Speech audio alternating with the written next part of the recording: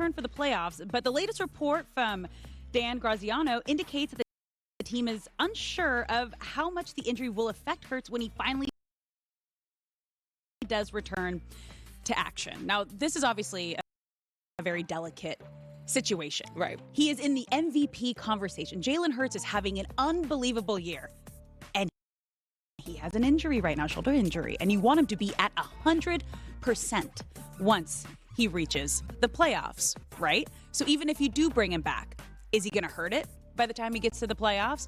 Or if you rest him the last two games, is he going to be close to 100%, or is he going to be rusty maybe heading in to the playoffs? Well, that's why it's really unfortunate that this injury is happening at this point in the season, because you don't want to force him back early, but you would probably like to get him some action to get whatever that rust is off. Now, the good news is he's a young player, so I don't know how much, and he was playing at a very high level before the injury, so I don't know how much of that rust is going to be real.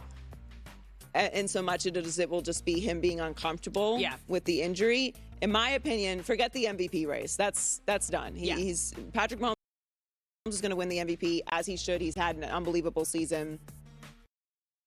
Patrick Mahomes is going to win the MVP. Yeah. Who cares about the MVP? Jalen Hurts is trying to win a Super Bowl. The Eagles are trying to win a Super Bowl. The ultimate goal. What you need, is specifically because this is his throwing shoulder, is to get him as healthy as possible. Yes. Now, I don't care what you said or think about that Cowboys game. They need Jalen Hurts. I don't care what your opinion is. I don't care that Gardner Minshew threw for 4,000 yards. He also turned the ball over 3 times. Yeah. They can compete. Jalen, just compete. There's there's not an asterisk next to the wins or loss. They competed. They lost. Yeah. They need to win, and the games that they're trying to win, they can't lose, or you're out. So that's the point of the season that we are in right now. So to me, it's much more imperative that Jalen Hurts is healthy for the postseason than whatever's going on right now. Well, another positive thing is that right tackle Lane Johnson delayed surgery for a torn tendon in his abdomen for the postseason, so he can play after the postseason, so he can play. So that's a positive for the Eagles. That he's going to be out there is huge. Again, no one's 100% at this point of the season, but you don't want to be getting injured at this point in the season. It's just a bad time for the Eagles. I think they're good enough to overcome it, but it's all very concerning. It's all very concerning. But let's switch gears to another injury. The Packers are still chasing one of the final wildcard spots in the NFC, but the road to the playoffs is far from certain, with Aaron Rodgers banged up and nursing a knee injury he suffered in Week 16. Rodgers was held out of practice yesterday, but expects to play Sunday, and here's what he had to say. I got a lot of body weight on my knee. Had some extra flexion I haven't known for the last 20 years. So just been doing rehab the last few days. I'm feeling a lot better. Usually this is how it goes. You're dealing with something throughout the year, whether it's a major or minor. Always got to do the body maintenance. But, it's a good opportunity for Jay to practice and get his reps in, and good opportunity for me to get some rest. Now, it sounds like he's going to be okay, and he's going to play. Yeah, he'll play. But he's 39 years old. He just turned 39. And any injury, obviously, in football, but especially at that point in your career, and with a quarterback, Aaron Rodgers, your best player on the team, it's concerning. It's also not his only injury he's dealing with right now. He's still dealing with his injured thumb. So, disappointing season for the Packers, to say the least. It's been incredibly disappointing. They've gone on a nice run the past couple games, and to Rodgers' credit, he's been tough this year. He's played through the injury all season long, and he doesn't rely on his legs as a quarterback, so there is at least that. It's not taking away his ability to run or anything. That's not what he leans on anyway. But look, they've got a stretch ahead of them. They have to beat the Vikings, then beat the Lions, then the Giants to lose out. They play the Colts this weekend. And then we'll probably play the Eagles backups. And they also need the Commanders to lose once. And Washington plays Cleveland this week, and then Dallas in the last week, who also might be resting players. So They need a lot.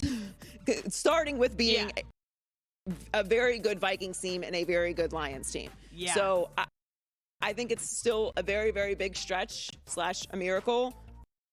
But look, they're playing in meaningful games. Yep. Aaron's going to be out there. And I think it's a good thing, at least for the Packers, that they have been able to turn this around and be alive at this point in the season. Show that they can do it. You think they're going to get in? Gut feeling? No, I don't. All right. No. True. I mean, listen, it'd be exciting to have Aaron Rodgers in the playoffs. It always is. You want the best players. There's a lot. You got to beat the Vikings. You got to beat the Lions. The Giants need to lose to both the Colts and the Eagles, and the Commanders need to lose once as well. Like you're asking a lot. Yeah. And that's why you need to win these games early in the season. You know, we talk about, you can go on the stretch or whatever. Like, no, this time in the season. That you have to pay for that. So you want to be able to be in control of your playoff destiny, and they're not. So you got to win early then. Yes. All right, let's stick with quarterbacks because Mac Jones has been facing accusations that he's a dirty player following his unnecessarily low hit on Eli Apple in last week's loss to the Bengals. Now, although he wasn't flagged on the play, many players have criticized his decision and have brought up previous incidences. And yesterday, Mac addressed those accusations to the media, and here's what he had to say. Obviously, that's a big part of it. Is everybody, has an opinion, and the biggest thing for me is just focus on being the best teammate I can be and earning the respect of the people in this building and the people I care about. So, obviously, I have respect for everybody around the league, and it takes a lot to get to this league. And I know there's really good players out there, and we're all playing hard and trying to win. He's definitely building a reputation for himself right now. And if this is the player you want to be, you're just going to have to deal with the backlash and the consequences. And now that we're talking about it and the videos everywhere, other players are seeing it, you're going to get some retaliation, most likely on the field. Now, that particular play they're talking about, obviously he threw an interception, pick six. He went after a guy that wasn't necessarily he was kind of involved in the play, but not really. It wasn't going to matter. That was a frustration takeout is what that was. So I don't have a problem with it as long as you're not trying to injure somebody. Well, that's what they're saying. That's like what this was. He essentially went low for that play. And you can get injured. I mean, you can get injured in lots of ways, but obviously that player is not. That play right there, you don't want to be going. What do you do? Like what is he going to do though?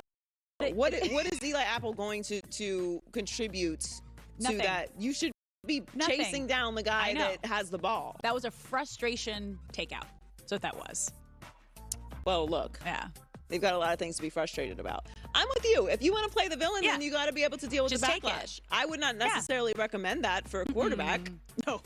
Save that for you already have a target on you. Save that for the other guys. Yeah. You're getting dunked by Chandler Jones.